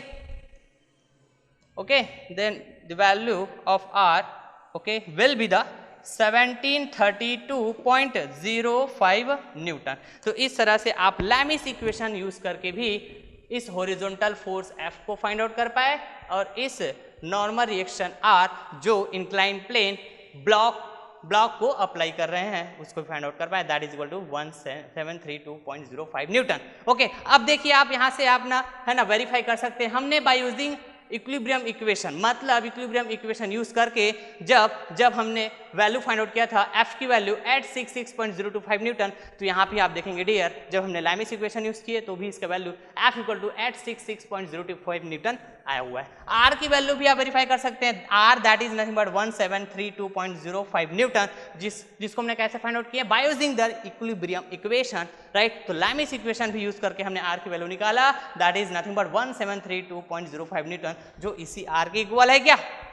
ओके, नेक्स्ट प्रॉब्लम की बात करते हैं, right. Problem number 3, a smooth sphere of weight w and radius smaller, okay, rests in a V-shaped group, right, whose sides are inclined at an angle alpha and beta to the horizontal axis as shown in a figure। okay, इस figure में आपको dear एक sphere देके रखा हुआ है और ये जो स्फीयर है ये एक वी शेप्ड ग्रुप में रेस्ट है, राइट। और ये जो वी शेप्ड है, राइट, इनके ना जो भी सरफेस है, this is the surface and this is the surface, ये इस horizontal axis, this is the horizontal axis, okay, इसके साथ अल्फा एंगल बना रहा है इसका एक सरफेस, और इसी वी शेप्ड ग्रुप का जो दूसरा सरफेस है ये वाला, ये जो है इसी हॉरिजॉन्टल एक्सिस के साथ बीटा एंगल बना रहा है। करेक्ट। नेक्स्ट आगे रीड करते हैं, find the reactions RA and RB at points of contact. Okay, इस फिगर में आप देख पा रहे होंगे डियर, यहाँ पास पॉइंट्स ऑफ कॉन्टैक्ट देख रखा हुआ है, मतलब ये स्फीयर और वी शेप जो ग्रुप है जिसके जो सरफेस इंक्लाइंड है, ओके, उनके बीच ना ऐसे पॉइंट ऑफ कॉन्टैक्ट भी देके रखा, this is the point of contact A and this is the point of contact B। और जैसे कि आपको पता है कि जब भी कोई ब्लॉक या फिर जब भी कोई बॉडी किसी सरफेस के कांटेक्ट में है, मतलब वहां पास नॉर्मल रिएक्शन फोर्स आने वाले हैं, राइट। और उसी नॉर्मल रिएक्शन या फिर उसी को हम बोलते हैं रिएक्शंस ओनली, ओके, या फिर उसी को बोलते हैं लोग रिएक्टिव फोर्स, ओके। और ये जो रिएक्टिव फोर्स है वो तभी पिक्चर में आती है जब हम गिवन सिस्टम या फिर गिवन बॉडी का करेक्ट एफबीडी ड्रॉ करते हैं। करेक्ट बात है। तो चलिए सबसे पहला काम इन रिएक्शंस को फाइंड आउट करने के लिए सॉल्यूशन में जो हमारा सबसे पहला काम होगा, हम इस गिवन बॉडी, राइट, या फिर मैं बोल सकता हूँ इस गिवन स्फीयर का हम लोग क्या बनाने वाले हैं, करेक्ट एफबीडी बनाने वाले हैं। ओके, तो करेक्ट एफबीडी बनाने के लिए सबसे पहले तो इस स्फीयर को मेरे को सेपरेट करना होगा, जो भी ये सरफेस होंगे, जो भी सपोर्ट्स होंगे उससे सेपरेट करूंगा, राइट। तो यहाँ पास एक्टिव और रिएक्टिव फोर्स जो पिक्चर में आती है, तो आपको पता है कि यहाँ पर जो रिएक्टिव फोर्स आने वाले हैं पॉइंट ऑफ कॉन्टेक्ट में, वो कैसा होने वाला है, उसका nature always perpendicular to the surface, always perpendicular to the surface. Correct बात है जी। तो यहाँ पास यदि मैं रिएक्शन फोर्स के दिखाऊं यहाँ पॉइंट ऑफ कॉन्टेक्ट ए में, तो कुछ इस तरह से आने वाले हैं, right. This is perpendicular to this inclined surface, this is RA, और इसका जो लाइन ऑफ एक्शन है इस बॉडी के सेंटर से पास होना चाहिए। करेक्ट है जी। नेक्स्ट, यदि मैं पॉइंट ऑफ कांटेक्ट बी में बात करूं तो इस इंक्लाइंड सरफेस का परपेंडिकुलर आने वाला है यहाँ पास जो भी रिएक्शन है। So this is the reaction R B. Correct है जी। और इसका भी लाइन ऑफ एक्शन आप देखेंगे तो इस बॉडी के जो स्फीयर है, जैसे मैं बोल सकता हूँ स्फीयर के सेंटर ऑफ ग्रेविटी या फिर सेंटर में बोलूँ, उससे क्या हो रहा है, पास होता हुआ दिखाई दे रहा है। करेक्ट बात है। तो यदि मैं इसका एफबीडी ड्रॉ करूं तो कुछ इस तरह से ऐसा दिखेगा। दिस इज द स्फीयर और जो भी इसमें एक्टिव रिएक्टिव फोर्स लग रहे होंगे, राइट। तो ये जो स्फीयर है ना, इसका जो वेट है, राइट। तो किसी भी बॉडी का जो वेट होता है उसका नेचर कैसा होता है, वर्टिकली डाउनवर्ड। तो वर्टिकली डाउनवर्ड डायरेक्शन में, राइट, यहाँ पास इस स्फीयर का क्या होने वाला है, वेट होने वाले हैं। करेक्ट बात है। अब यहाँ ना इस क्वेश्चन में ना कुछ आपको डाटा गिवन हुआ है।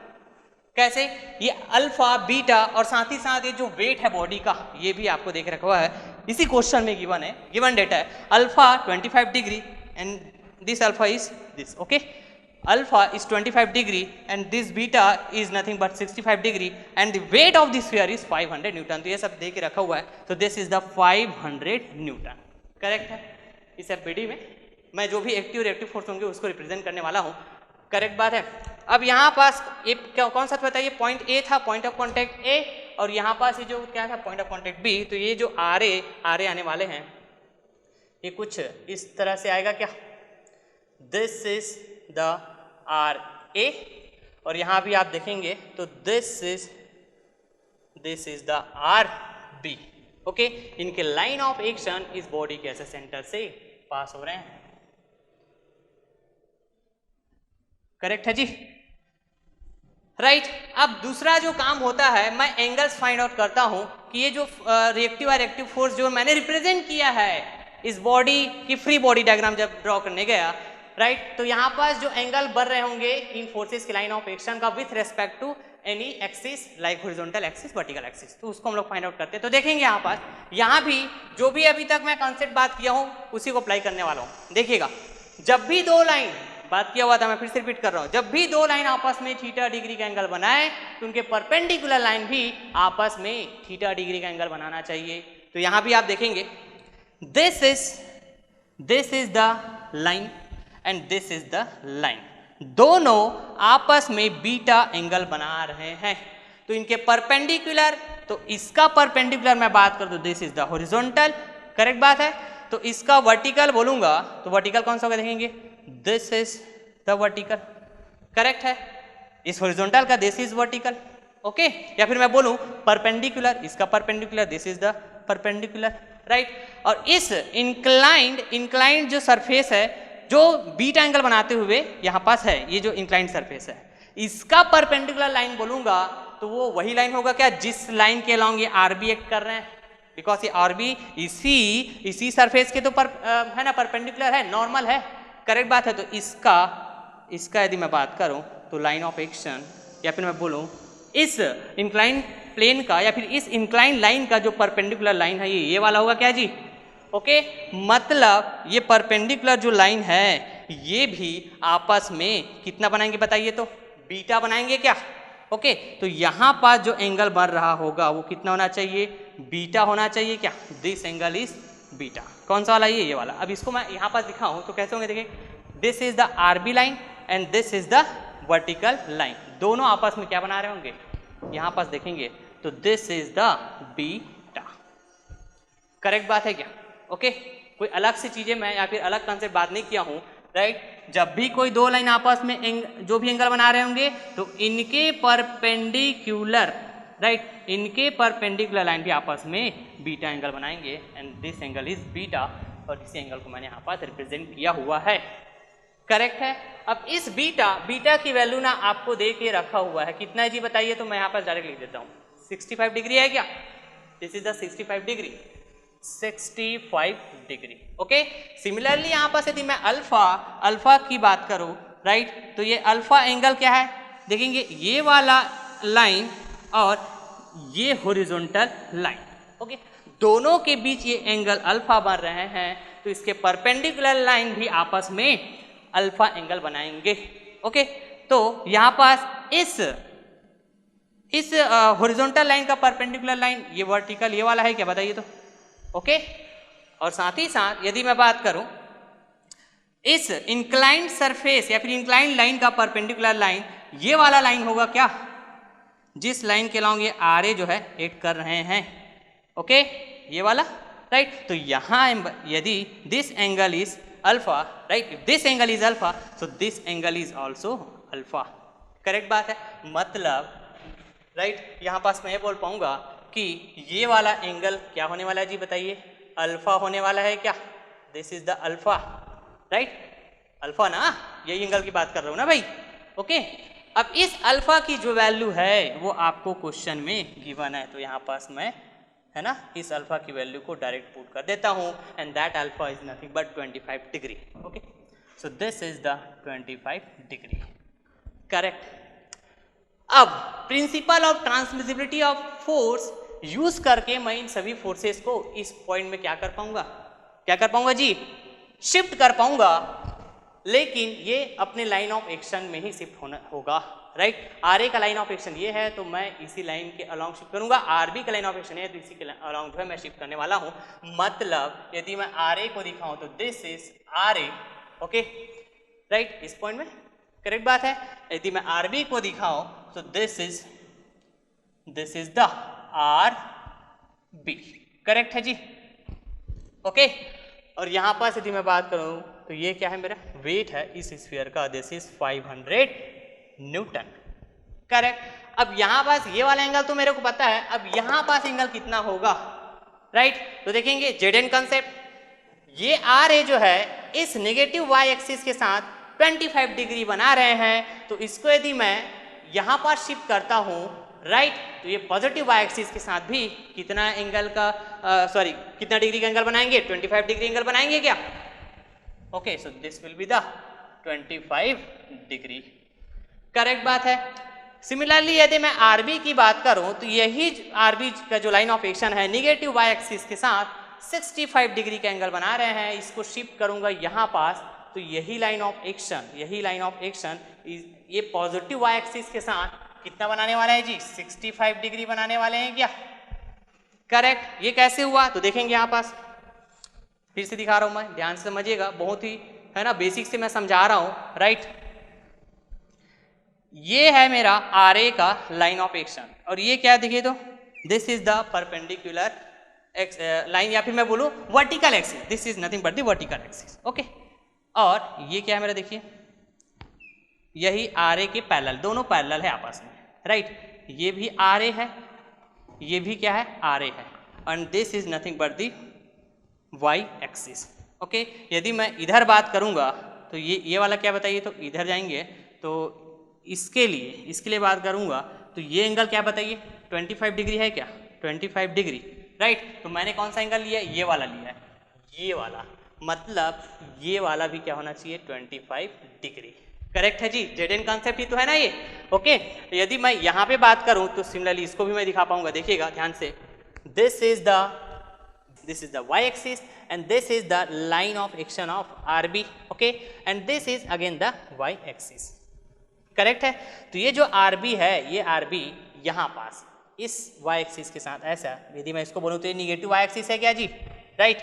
तो ये कितना बना रहा है बताइए, 65 डिग्री बना रहा है क्या, तो इधर जा रहा हूँ, मतलब ये क्या है, पॉजिटिव y एक्सिस, तो यहाँ पास भी क्या बनाना चाहिए, 65 डिग्री का एंगल, करेक्ट है। तो देखेंगे, है ना, ये y एक्सिस हुआ और ये RB का ये वाला लाइन ऑफ एक्शन, मतलब यही वाला एंगल की बात किया क्या मैंने।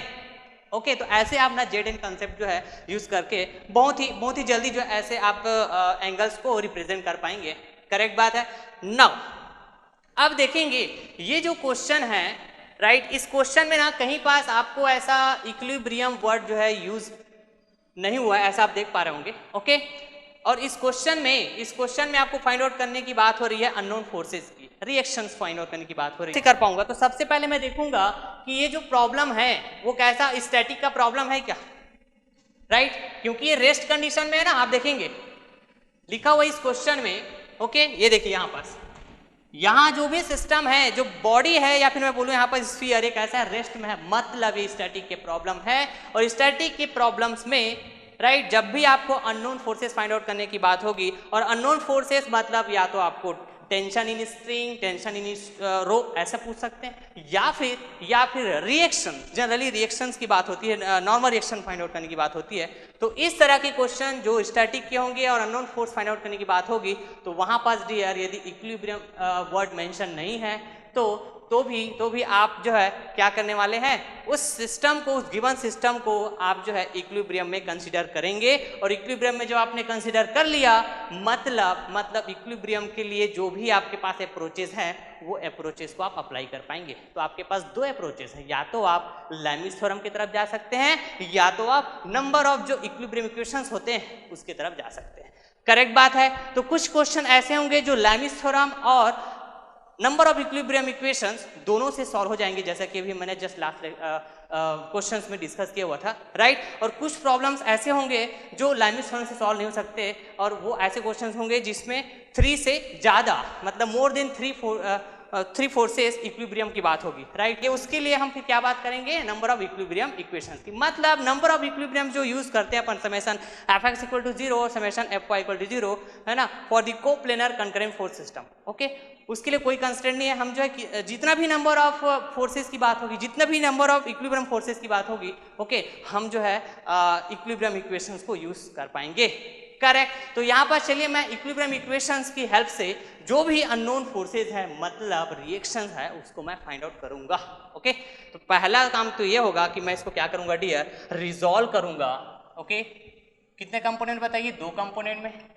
ओके जी, तो आर ए का 2 कंपोनेंट बनेगा, यहाँ पास बोलूंगा तो साइन कंपोनेंट, यहाँ पास बोलेंगे तो कॉस कंपोनेंट, राइट। यहाँ यदि मैं बात करूँ आरबी के लिए, राइट, तो ये भी क्या होने वाला है, कॉस कंपोनेंट, और ये भी क्या होने वाला है, साइन कंपोनेंट। करेक्ट है। इक्विलिब्रियम इक्वेशन की बात करते हैं, चलिए, राइट। इक्विलिब्रियम इक्वेशन अप्लाई करते हैं, इक्विलिब्रियम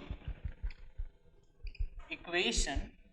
ओके, तो यहाँ पास आप देखेंगे कोप्लेनर है, फोर्स सिस्टम कैसा है, कोप्लेनर है, कंकरेंट है। तो कोप्लेनर कंकरेंट फोर्स सिस्टम में डियर हमारे पास कितने इक्विलिब्रियम इक्वेशन होते हैं, 2 इक्विलिब्रियम इक्वेशन होने वाले हैं, right. Summation fx = 0 and summation fy = 0, right. इसके बारे में हमने डिस्कस किया है ऑलरेडी। तो चलिए, summation fx = 0, this is the first equilibrium equation. Okay, तो x डायरेक्शन में जो भी फोर्सेस आ रहे होंगे उसका अलजेब्रिक सम लूंगा और क्या कर दूंगा, 0 के इक्वल कर दूंगा, राइट। तो x डायरेक्शन में आप देखेंगे इस आर ए का साइन कंपोनेंट प्लस आ रहा है, तो R A sine 25 degree. Okay, then यहाँ पास आर बी का भी एक साइन कंपोनेंट आने वाला है, और ये कैसे जाने वाला है, निगेटिव होने वाला है, क्या है, right. R B sine 65 degree equal to 0, correct है जी। देन यहाँ पास मैं आरबी को आर ए की टर्म्स में लिखना चाहूँ तो ये कुछ इस तरह ऐसे हो जाएगा, ट्रांसफर होगा तो यहाँ पास बचेगा आपका R A sine 25 degree divided by sine 65 degree. Okay, यहाँ पे आप देखेंगे इस इक्वेशन में 2 अननोन है, तो यहाँ पास अभी तो मैं सॉल्व नहीं करूँगा इसको, इसलिए इक्वेशन नंबर 1 नाम दे दिया। Okay, then next summation fy = 0, this is the second equilibrium equation, net force in y direction equal to 0। तो चलिए, यहाँ पास आर ए और आर बी दोनों का क्या आने वाला है, कॉस कंपोनेंट, वो भी कैसा, पॉजिटिव। तो देखेंगे R A plus R A cos 25 degree, okay, then plus R B cos 65 degree, correct है जी।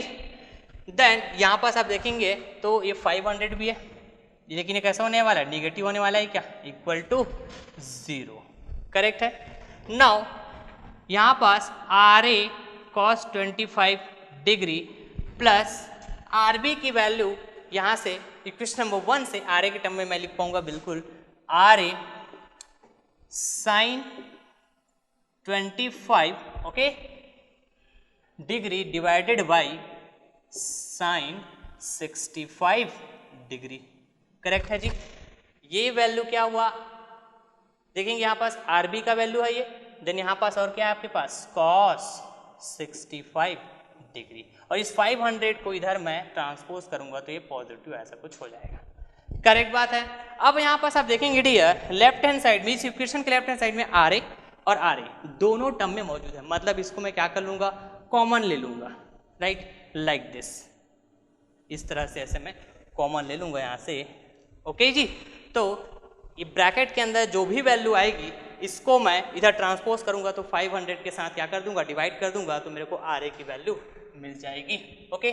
तो आर ए इक्वल टू क्या हो जाएगा जी, 500 डिवाइडेड बाई, तो चलिए इस वैल्यू को हम क्या करते हैं, फाइंड आउट करते हैं with the help of calculator, okay.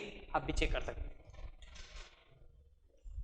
cos 25, okay, plus sin 25 divided by sin 65, okay, into cos 65, that is equal to 1.1034, correct है जी। अब इस वैल्यू को आप फाइंड आउट कर पाएंगे, दैट इज आर ए की value, okay, 500 divided by 1.1034, correct है। देन यहाँ आपके पास मिल जाएगा 453.14, किस में आएगा बताइए। तो ये जो 500 है डियर, ये 500 किस में है, न्यूटन में है क्या, मतलब ये जो आर ए जो रिएक्शन फोर्स है इसका भी जो यूनिट होने वाला है वो किस में होने वाला है, न्यूटन में, ओके। और साथ ही साथ इस आर ए की वैल्यू को यदि आप इस इक्वेशन में पुट कर देते हैं, इक्वेशन नंबर 1 में, तो आपको ये आर बी की वैल्यू भी फाइंड आउट हो जाएगी, मतलब R B equal to 453.14, okay, sine 25 degree, correct है जी, divided by sine 65 degree, okay. Then you will get the value of RB, that is equal to, solve कर देते हैं इसको, 453.14 into sin 25 divided by sin 65, okay, then you will get the value of RB 211.30, okay। इसका भी unit किस में आएगा जी बताइए, तो इसमें है ना, ये हो जाएगा आपका न्यूटन में हो जाएगा, ये भी करेक्ट है जी। मतलब आपने आर ए का भी वैल्यू निकाल लिया, that is nothing but the reaction at point of contact A, and R B का भी वैल्यू निकाल लिया आपने, that is reaction at point of contact B, correct है, ओके। इस प्रॉब्लम को हमने अभी इक्विलिब्रियम इक्वेशन का यूज करके जो भी अननोन फोर्स था that is the R A और आर बी, इसको हमने फाइंड आउट किया, राइट। अब इसी प्रॉब्लम को यदि मैं लैमिस थ्योरम यूज करके सॉल्व करने जाऊंगा तो जो भी कंडीशन है मैं देख पा रहा हूं यहाँ पर सेटिस्फाइड है, इक्विलिब्रियम है, 3 concurrent non collinear and coplanar forces है, मतलब मैं लैमिस इक्वेशन यूज करके भी इस प्रॉब्लम को सॉल्व कर पाऊंगा और आंसर जो है सेम होना चाहिए। इसको चलिए चेक करके देखते हैं। तो यहाँ पास ना लैमिस इक्वेशन के ऊपर हमने नंबर ऑफ क्वेश्चन जो है किए हुए हैं, तो मैं वही चीजें बार बार डिस्कस नहीं करूंगा, ऑलरेडी मैंने सॉल्यूशन जो है बना के रखा हुआ है, आप चाहे तो चेक कर सकते हैं, राइट। तो इस तरह से है ना 65 25 ये जो एंगल हमने फाइंड आउट कर लिया था, इनके बीच के एंगल देखो दोनों का सम हो जाएगा, ये करेक्ट बात है। If this angle is 25, so this angle is how much, 65, and 65 plus 90 equal to 155 degree, correct है जी। यहां पास आप देखेंगे if this angle is 65, so this angle is how much, 25, and 25 plus 90, so here to here 115 degree, correct. यदि मैं यहाँ की बात करूँ 90 हो गया, ओके। तो यहाँ पास जो भी एंगल्स है उसको मैंने ऑलरेडी फाइंड आउट करके रखी हुई है। अब यहाँ पे लैमिस इक्वेशन अप्लाई करूंगा तो कुछ इस तरह से लैमिस इक्वेशन आपको मिलेंगे, राइट। फिर दो टर्म्स करके मैंने 2 इक्वेशन लिया। पहला इक्वेशन मैंने क्या लिया हुआ है, ये फर्स्ट और लास्ट टर्म को, राइट, दोनों को इक्वल किया। फिर ये आर ए की वैल्यू फाइंड आउट करने के लिए मैंने, है ना, इसको ट्रांसपोज कर दिया, तो आर ए की वैल्यू कुछ इस तरह से हो रहा है। तो देखेंगे आप 453.14 आर ए और आर ए दोनों की वैल्यू जो है ना सेम है, राइट। और ठीक उसी तरह यदि आर बी की वैल्यू इन 2 टर्म्स को लेकर इक्वेशन बनाया, राइट, तो यहाँ से आर बी की वैल्यू मेरे को मिला 211.30 न्यूटन। तो देखेंगे यहाँ पास भी आर बी की वैल्यू 211.30 न्यूटन है, करेक्ट बात है जी। तो ऐसे ना ऐसे नंबर ऑफ ऐसे क्वेश्चंस होंगे जो लैमिस इक्वेशन से भी सॉल्व हो जाएंगे और साथ ही साथ नंबर ऑफ इक्विलिब्रियम इक्वेशन से भी सॉल्व हो जाएंगे। तो है ना, आपको ना नंबर ऑफ जब क्वेश्चंस का प्रैक्टिस हो जाएगा तो किस क्वेश्चंस के लिए आपको कौन सा मेथड अप्लाई करना है, सो दैट आप जो है बहुत ही जल्दी से उस क्वेश्चन का सॉल्यूशन बना पाए, and this is as per your choice, right. अब आगे ना जितने भी मैं प्रॉब्लम्स लेके आऊंगा, जहां पास भी ना नंबर ऑफ जो फोर्सेस है वो इक्विलिब्रियम में है और 3 फोर्सेस है, सपोज 3 फोर्सेस की कंडीशन होंगी, इक्विलिब्रियम की कंडीशन होंगे और साथ ही साथ कोप्लेनर, कंकरेंट और नॉन कोलिनियर होंगे, तो मैं ना लैमिस इक्वेशन की बात करूंगा वहां पास, राइट। क्योंकि मेरे को समझ में आता है कि लैमिस इक्वेशन सॉल्व करने जाता हूं, देखेंगे आप बहुत ही जल्दी जो है सॉल्व हो पाता है। और कई बार लैमिस इक्वेशन भी थोड़ा सा महंगा पड़ जाता है डियर, बिकॉज कई बार ना यहाँ पास एंगल्स जो है अननोन हो जाते हैं ना, तो यहाँ पास साइन a + b का फॉर्म मिल जाता है, तो वहां पास एक्सपांड करके उसको सॉल्व करना होता है, करेक्ट बात है। तो ऐसे क्वेश्चन भी मैं कराऊंगा, डोंट वरी, राइट।